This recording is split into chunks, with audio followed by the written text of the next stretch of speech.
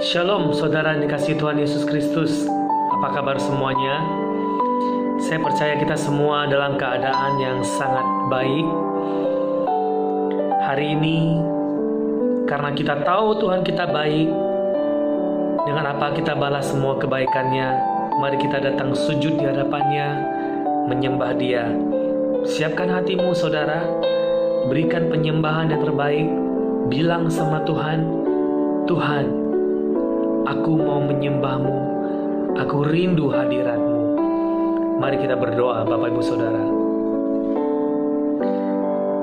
Saat ini kami datang kepadamu Tuhan.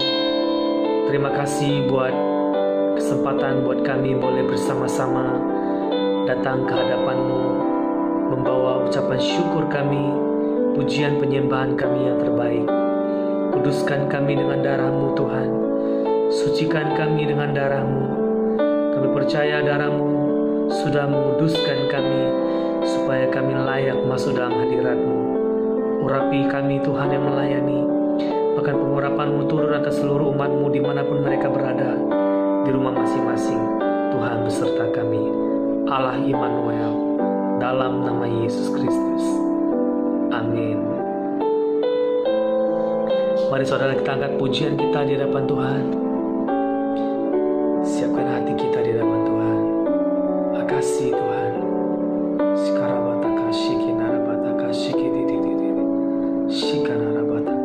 Thank you.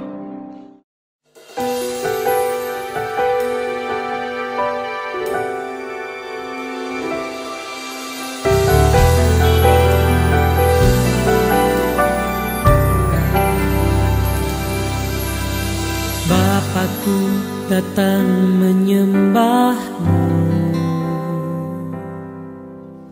ku bawa korban syukur padamu. Aku menyembah dalam roh dan kebenaran. Kudus-kuduslah nama-Mu, Jehovah Shalom. Ku bawa seluruh hidupku, ku persembahkan di atas mezbah. Tiada kata, hanya air mata. Terima kasih oh Yesusku, terima kasih.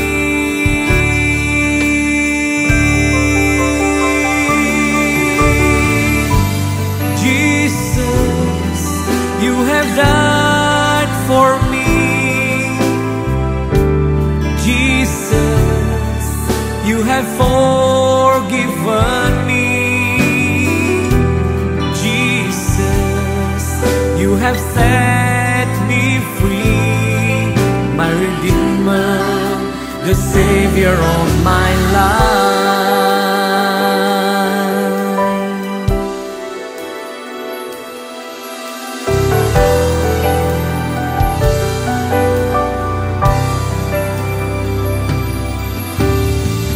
Bawa seluruh hidupku, ku persembahkan di atas mezbah. Tiada kata, hanya air mata. Terima kasih oh Yesusku, terima kasih.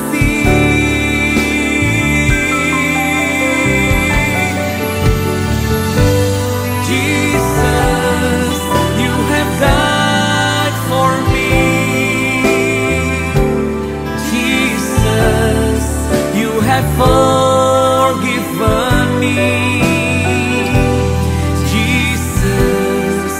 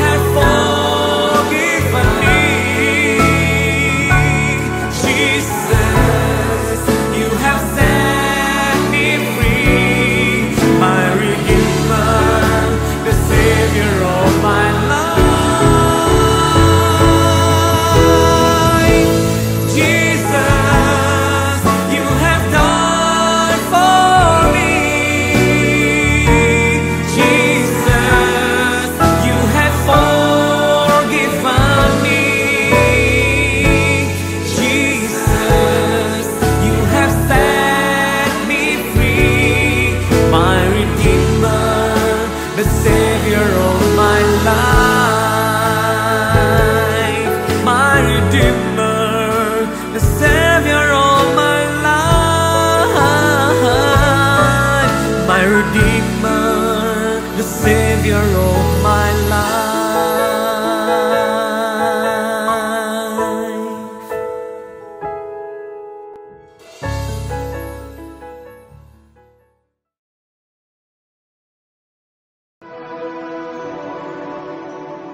Orang yang duduk dalam lindungan yang maha tinggi dan bermalam dalam naungan yang maha kuasa akan berkata kepada Tuhan, tempat perlindunganku dan kubu pertahananku, Allahku yang kupercayai. Sungguh Dialah yang akan melepaskan engkau dari jerat penangkap burung, dari penyakit sampar yang busuk. Dengan kepaknya ia akan menudungi engkau. Di bawah sayapnya engkau akan berlindung. Kesetiaannya ialah perisai dan pagar tembok. Engkau tak usah takut terhadap kedahsyatan malam, terhadap panah yang terbang di waktu siang, terhadap penyakit sampar yang berjalan di dalam gelap, terhadap penyakit menular yang mengamuk di waktu petang. Walau 1000 orang rebah di sisimu, dan 10.000 di sebelah kananmu, tetapi itu tidak akan menimpamu. Engkau hanya menontonnya dengan matamu sendiri dan melihat pembalasan terhadap orang-orang fasik. Sebab Tuhan ialah tempat perlindunganmu, yang maha tinggi telah kau buat tempat perteduhanmu. Malapetaka tidak akan menimpa kamu, dan tulah tidak akan mendekat kepada kemahmu. Sebab malaikat-malaikatnya akan diperintahkannya kepadamu untuk menjaga engkau di segala jalanmu. Mereka akan menatang engkau di atas tangannya, supaya kakimu jangan terantuk kepada batu. Singa dan ular tedung akan kau langkahi. Engkau akan menginjak anak singa dan ular naga. Sungguh, hatinya melekat kepadaku, maka aku akan meluputkannya. Aku akan membentenginya, sebab ia mengenal namaku. Bila ia berseru kepadaku, aku akan menjawab. Aku akan menyertai dia dalam kesesakan. Aku akan meluputkannya dan memuliakannya. Dengan panjang umur akan kukenyangkan dia, dan akan kuperlihatkan kepadanya keselamatan daripadaku.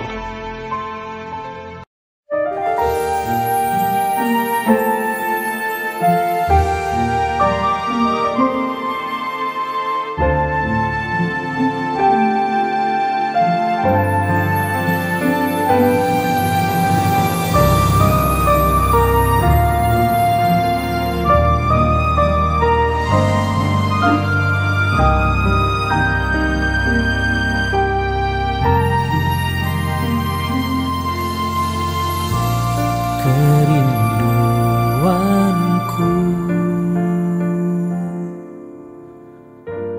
datang padamu, Allah mulia mawar Syaron, ku cinta.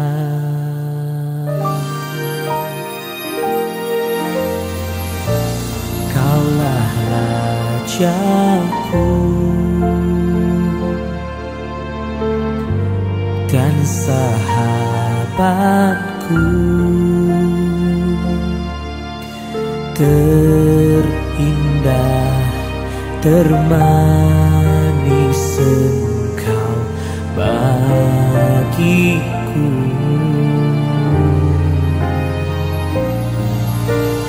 Ku sembah Kau dalam roh dan kebenaran. Ku sembah Kau dalam roh dan kebenaran. Tak seorang pun jua seperti Kau, Yesus.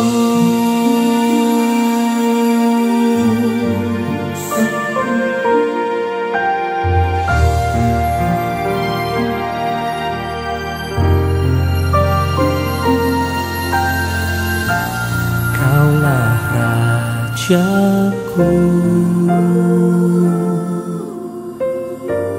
dan sahabatku, terindah, termanis Engkau bagiku.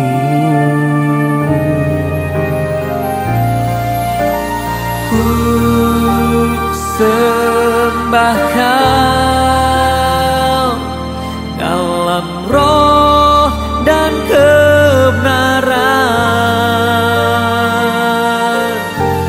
Ku sembah Kau dalam roh dan kebenaran.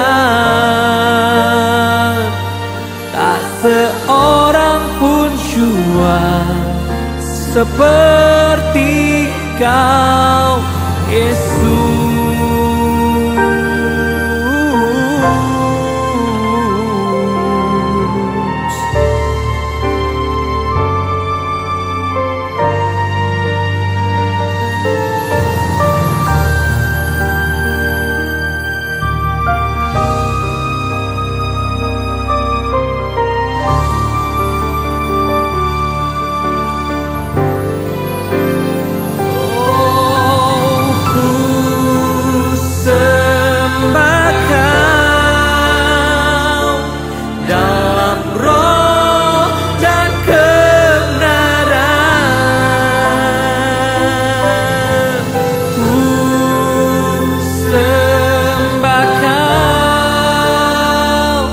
Dalam roh dan kebenaran,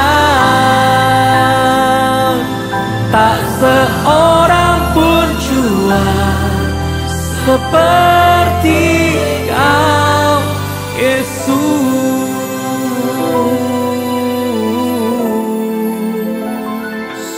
Tak seorang pun jua,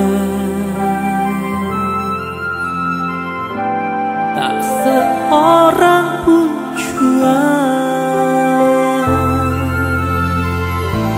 tak seorang pun jua seperti Kau, Yesus.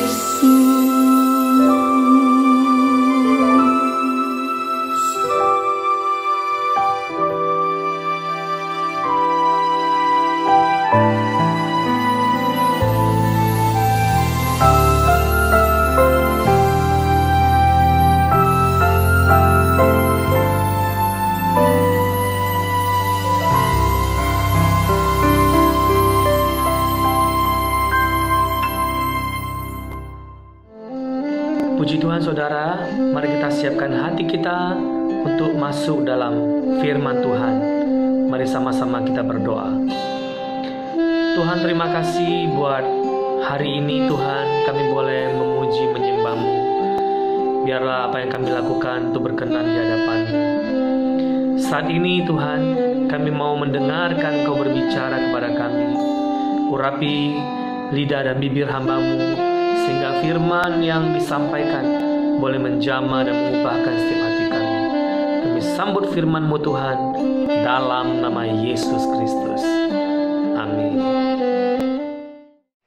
Shalom Bapak Ibu semua, kita jumpa kembali dengan saya Pastor Abe di dalam ibadah live streaming yang dilaksanakan oleh Gereja Bethel Indonesia, Father Love. Dan saya menyapa saudara dalam kesempatan ibadah yang indah ini. Shalom bagi saudara-saudara yang ada di Malaysia, Singapura, Sarawak, ya, Kuching di sana. Juga ada yang di Pontianak mungkin, dan ada yang di Jakarta, atau mungkin ada di mana saja, di mana gereja Father Love ini mengembangkan pelayanannya. Saya menyapa semua jemaat yang boleh mengikuti live streaming ini. Puji Tuhan, tidak berlambat lagi pagi ini atau siang ini, atau di mana tempat yang pada saat ini berada pada situasi malam hari mungkin. Bapak Ibu, kita akan belajar tentang pencobaan di padang gurun, di mana Yesus dicobai oleh iblis. Bapak Ibu, dari 3 cobaan ini, yang pertama dia membawa Yesus dan memerintahkan untuk membuat batu menjadi roti. Dan pencobaan yang kedua menyuruh Yesus melompat dari tempat yang tinggi dan malaikat menatang dia. Dan pencobaan ketiga bahwa iblis ingin memberikan semua kepada Yesus apabila Yesus menyembah dia. Nah Bapak Ibu, terjadi barter, terjadi pertukaran di sana. Iblis menawarkan hal-hal yang bersifat sementara. Kekayaan, kedudukan, kehormatan, dan lain sebagainya. Dan itu iblis tawarkan kepada Yesus, agar Yesus bisa mengikuti kemauannya. Nah ini yang seringkali iblis ingin juga menawarkan kepada seluruh orang percaya. Iblis pernah berhasil melakukan itu kepada Adam dan Hawa, dan menunjukkan kepada mereka bahwa mereka akan sama seperti Tuhan. Ada satu kedudukan yang ditawarkan kepada iblis. Dan yang kedua, bahwa pohon itu menarik untuk dimakan, Iblis menggunakan benda-benda yang fana untuk menarik perhatian kita kepada hal-hal yang kekal. Tuhan inginkan hal-hal kekal itu ada dalam kehidupan kita, tapi bagaimana iblis berusaha menggantikan hal-hal itu.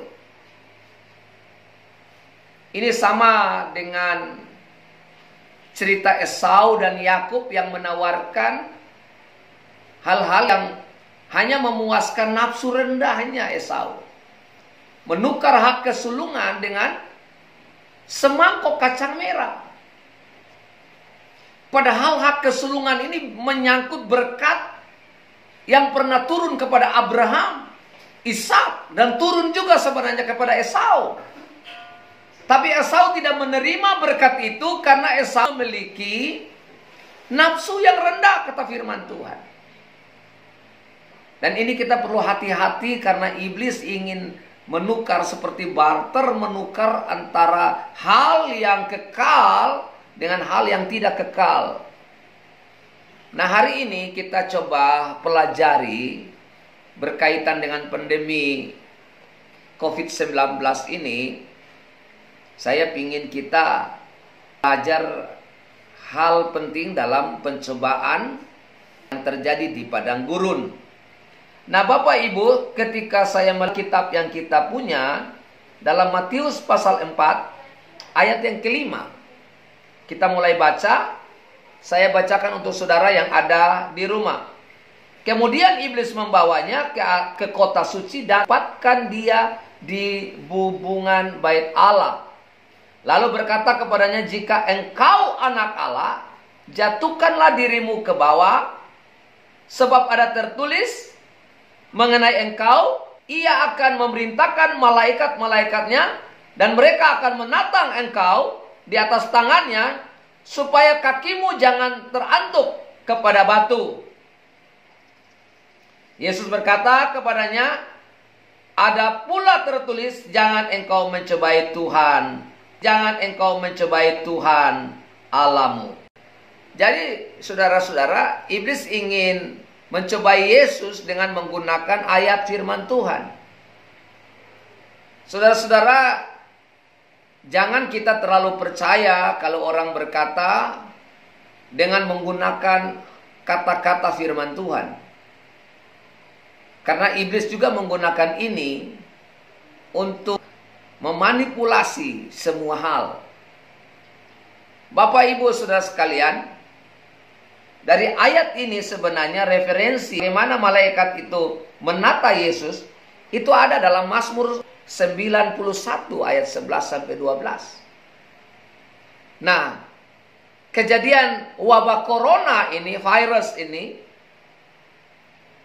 sekarang banyak orang menggunakan Mazmur 91 ini sebagai benteng pertahanan, sebagai satu ayat untuk menjaga dia keluar dari masalah. Dengan main mengklaim firman Tuhan ini. Rupanya firman Tuhan yang sama ini dipakai oleh iblis untuk mencoba Yesus. Jadi saudara-saudara, kalau saudara menggunakan Mazmur 91 ini hanya untuk memuaskan keinginanmu, maka kita tidak jauh beda dengan iblis. Karena Mazmur 91 ini bukan mantra orang Kristen. Karena Mazmur 91 tidak bisa lepas dari maksud dan tujuan dari kitab itu. Pada ayat yang ke-14 berkata bahwa kalau hatinya melekat kepadaku, nah ini menarik. Artinya ayat dalam Mazmur 91 itu tidak boleh dipotong begitu saja, lalu kita menggunakan ayat-ayat itu sebagai ayat-ayat yang membela keinginan kita, atau kita merasa itu membentengi hidup kita. Saya bukan mengajar saudara untuk tidak percaya kepada Alkitab, tidak. Tetapi kita harus melihat firman Tuhan secara utuh. Melihat secara konteks, secara utuh. Sehingga kita tidak gagal paham dalam memahami ayat ini. Karena pada ayat yang 14 dalam Mazmur 91, sungguh hatinya melekat kepadaku, maka aku akan meluputkannya, akan membentenginya, sebab ia mengenal namaku. Itu artinya bahwa orang Kristen bukan hanya mengklaim ayat Alkitab, tapi orang Kristen harus punya keintiman dengan Tuhan, punya kedekatan dengan Tuhan, punya persekutuan dengan Tuhan. Bukan mengambil ayat untuk dipergunakan semau kita, tapi bagaimana kita tunduk kepada firman Allah, kita belajar untuk tunduk kepada kebenaran dan menghidupi kebenaran itu. Alkitab berkata bahwa Israel tersandung karena Israel membangun kebenarannya sendiri. Berapa banyak orang membangun kebenaran sendiri, dan berapa banyak juga orang menggunakan ayat-ayat Alkitab untuk melindungi dirinya sendiri. Bahkan lebih hebat lagi, menggunakan ayat Alkitab untuk mendukung perbuatan-perbuatan jahat yang dia punya. Contoh, kita berkata, Pak, ke gereja yuk, bersekutu dengan Tuhan yuk, bersama-sama yuk, dalam komunitas orang percaya yuk. Apa beliau katakan? Sama saja, Tuhan juga kan ada di mana-mana. Nah, kan kita menggunakan ayat juga. Tetapi ayat yang kita gunakan untuk membela kemalasan kita, membela persekutuan kita dengan saudara-saudara yang lain. Kita memberikan dalil yang sebenarnya hanya untuk membangun kebenaran. Dan kita membangun kebenaran menurut kita, bukan menurut apa yang Tuhan mau. Bahkan kita perlu lepas konteks dari pembicaraan itu. Nah, iblis menggunakan hal yang sama terhadap Yesus. Bukankah ada tertulis, malaikat akan menjaga engkau, malaikat akan menatang engkau. Ketika engkau melompat dari atas ini, maka malaikat dengan segera akan menyambar engkau, akan menolong engkau, akan memeluk engkau, atau menata engkau, menadah engkau. Ngeri kan saudara-saudara? Kalau kita mengambil ayat-ayat lalu kita lepas, dan bahkan kita menjadikan ayat-ayat itu seperti jimat-jimat orang Kristen. Banyak kali orang Kristen malas berdoa, menggunakan minyak urapan, cuma semprot sana semprot sini, tapi dia tidak punya persekutuan dengan Tuhan. Ada banyak juga orang-orang hanya memiliki dasar yang tidak kuat mengenai kebenaran. Mereka coba mempraktekkan hal-hal yang gila, sehingga akhirnya dalam corona ini banyak orang juga terjangkit. Wah, saya beriman, saya yakin. Itu kan hal-hal yang mengambil ayat-ayat Alkitab yang dipotong tanpa tujuan yang jelas. Wah, Alkitab kan bilang minum racun maut saya tidak mati. Walaupun Alkitab berkata begitu, tapi Alkitab tidak menyuruh Anda untuk minum racun maut. Walaupun Alkitab berkata bahwa malaikat akan menatang, tapi Alkitab tidak berkata Anda harus melompat diri dari atas. Sehingga akhirnya kita coba mengambil sepotong-sepotong ayat ini, dan itu akan mengancam kehidupan orang percaya. Bapak Ibu Saudara sekalian, ayo jadilah bijak. Jadilah orang yang bijaksana menghidupkan kehidupan ini. Dan saya berdoa supaya Anda memahami ayat firman Tuhan secara utuh, sehingga ketika iblis menggoda Anda tidak segera melakukan keinginan iblis dengan menunjukkan kelalaian Anda terhadap Alkitab yang berbicara secara utuh. Dalam pelayanan ini saya menganjurkan saudara semua, bahkan saya mendorong saudara semua terus belajar Alkitab, terus menggumuli iman Kristen, terus hidup secara berhikmat dan secara bijak. Kita tahu Tuhan akan melindungi kita. Inti dari semua ini, hiduplah intim dengan Tuhan. Hiduplah dengan penuh tanggung jawab sebagai orang Kristen. Hiduplah dengan bertanggung jawab, menjaga hidup, menjaga tubuh sebagai pemberian Tuhan yang luar biasa. Doa saya tetap sehat, tetap jaga kesehatan, dan terus semangat. Dan Tuhan Yesus memberkati kita semua. Shalom dan selamat hari Minggu. Tuhan Yesus memberkati.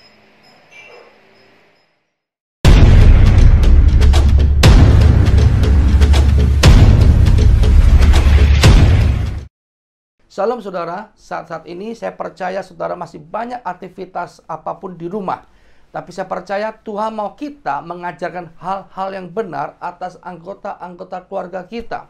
Saya mau ingatkan kembali dalam Ulangan pasal 6 ayat 5 sampai yang ke-7 dikatakan, kasihilah Tuhan Allahmu dengan segenap hatimu dan dengan segenap jiwamu dan dengan segenap kekuatanmu. Apa yang kuperintahkan kepadamu pada hari ini haruslah engkau perhatikan, haruslah engkau mengajarkan berulang-ulang kepada anak-anakmu dan membicarakannya apabila engkau duduk di rumahmu, apabila engkau sedang dalam perjalanan, apabila engkau sedang berbaring, dan apabila engkau bangun. Saudara perlu tahu bahwa sekarang keberadaan iblis bukan seperti film-film hantu ghost yang menyeramkan dengan gigi taring atau mayat hidup. Sekarang iblis mengemas dosa dengan kemasan entertainment yang menarik. Agar apa? Manusia tidak sadar terpikat, terjebak, dan terikat sampai tidak bisa melepaskannya. Tuhan ingatkan kita untuk sungguh-sungguh meneliti hukum firman Tuhan, karena dengan jalan itu kita bisa berhati-hati dan melakukan segala sesuatu yang dengan berhati-hati pula. Mungkin iblis tidak bisa merusak kehidupanmu, tapi iblis bisa merusak keutuhan keluargamu, bahkan sampai merusak generasimu. Karena modusnya ingin merusak, menghancurkan rancangan Allah yang indah atas orang-orang yang percaya dan ciptaannya, maka firman Tuhan berkata bahwa matamu adalah pelita tubuhmu, dan jika matamu baik, teranglah seluruh tubuhmu, tetapi jika matamu jahat, gelaplah tubuhmu. Saudara, Hawa jatuh dalam dosa karena melihat bahwa buah itu sedap dilihat dan menarik hati. Akhirnya timbul keinginan untuk menikmati buah tersebut. Saudara, apa yang mata kita lihat akan turun ke hati menjadi sebuah keinginan. Iblis selalu memancing gairah keinginan tahu kita untuk mencoba-coba.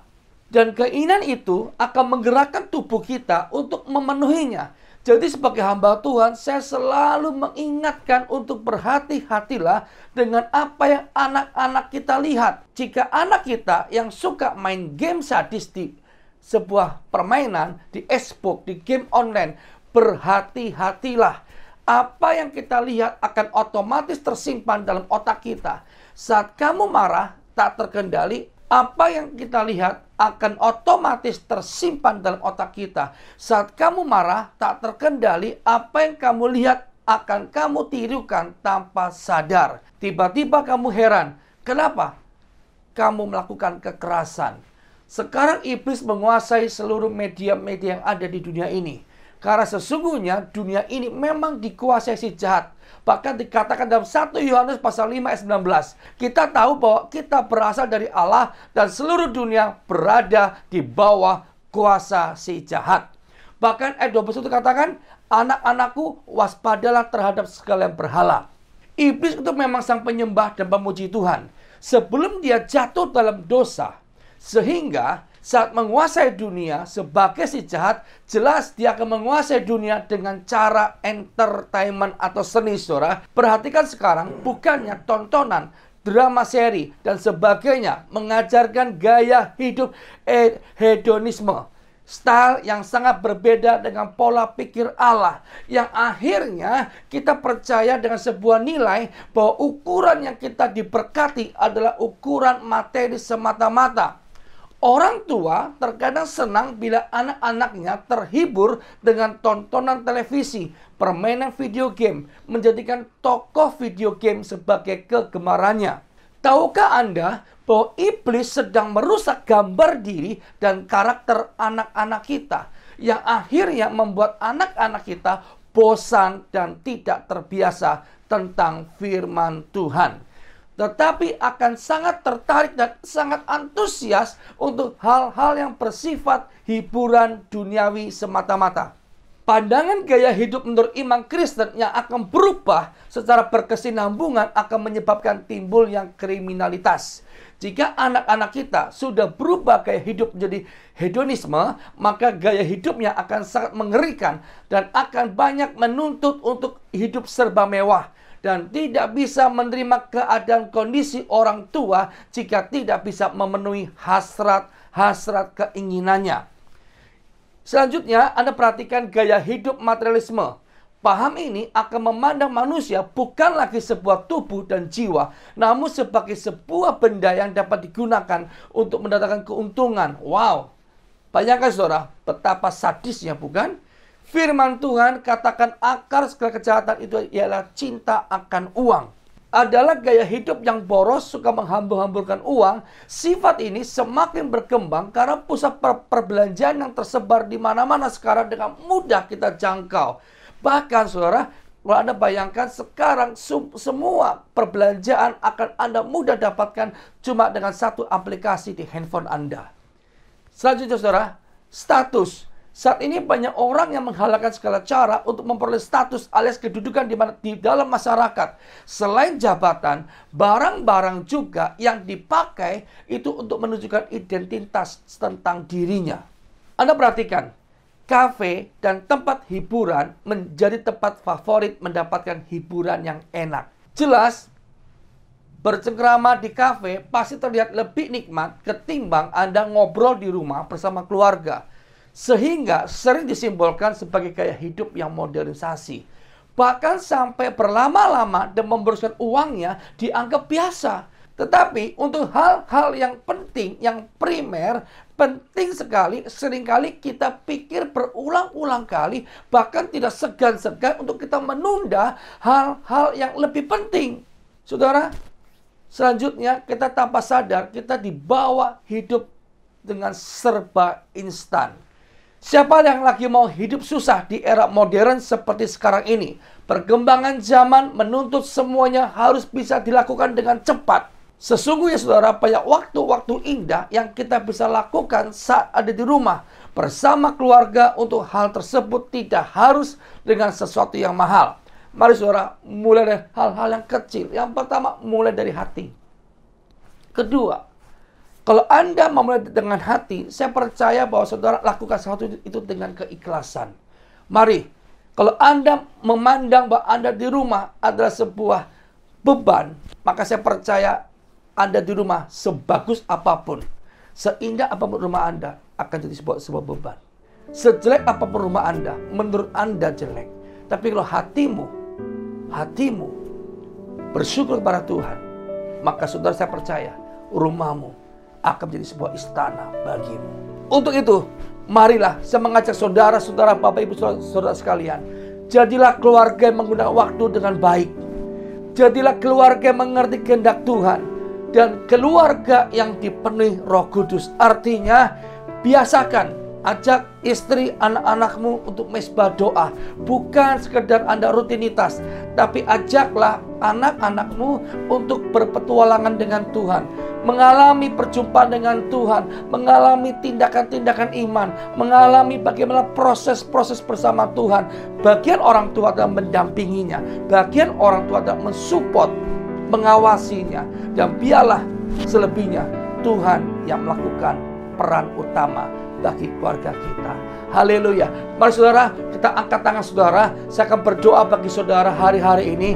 Biarlah hari-hari ini sekalipun banyak orang-orang yang sedang melalui proses-proses Tuhan, mungkin keadaan apapun sedang mengalami suatu krisis apapun, tapi saya percaya orang yang sungguh-sungguh takut akan Tuhan seperti pohon yang ditanam di tepi aliran sungai, dan dia akan selalu berbuah di setiap musimnya. Itulah kita semua. Mari angkat tanganmu dan saya berdoa bagi saudara. Bapa, di dalam nama Tuhan Yesus Kristus, kami percaya Tuhan, kami mau menjadikan hari-hari ini kami ada di rumah masing-masing menjadi waktu yang indah bersama dengan keluarga. Waktu yang indah untuk kami mencari Tuhan dengan sungguh-sungguh. Waktu yang indah kami bisa mengerti kehendak Tuhan lebih jelas Tuhan. Dan kami percaya kami dipelihara Tuhan Bapa. Dan biar saat ini Tuhan, bagi yang sakit Tuhan sembuhkan, bagi yang berbeban berat, yang sedang mau mencari jalan keluar, Tuhanlah sumber jawaban, Tuhanlah sumber segala-galanya Tuhan. Dan biarlah kesembuhan mukjizat terjadi di dalam nama Yesus, di dalam nama Yesus, di dalam nama Yesus.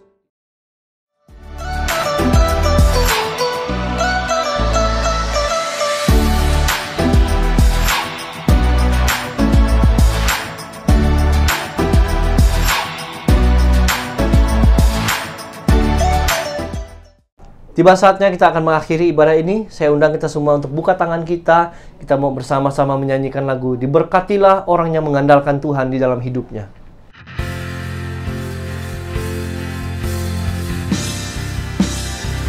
Diberkatilah orang yang mengandalkan Tuhan di dalam hidupnya,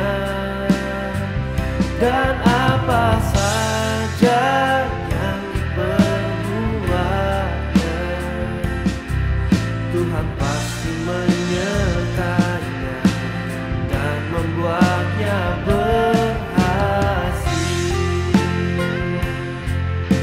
Berkatilah orang yang mengandalkan Tuhan. Diberkatilah orang yang mengandalkan Tuhan di dalam hidupnya, dan apa saja yang diperbuatnya,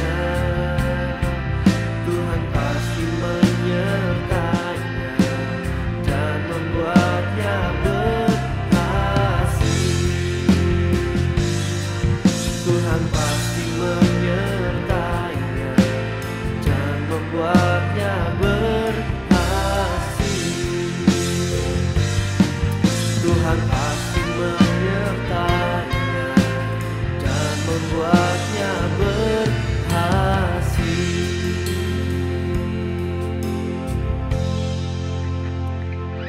Jemaat yang saya kasih dalam Tuhan, biarlah sepanjang minggu ini kita jalani bersama dengan Tuhan.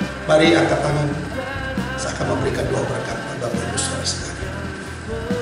Jemaat yang Tuhan kasih, pulang dan tinggallah dalam hadirat Tuhan. Mulai saat ini,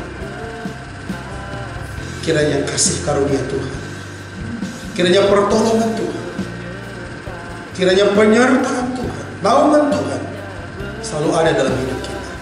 Kiranya berkat-berkat Allah senantiasa melimpah dalam hidup kita. Hanya di dalam nama Tuhan Yesus Kristus kami bersyukur untuk kebaikan-Mu. Haleluya, haleluya. Amin.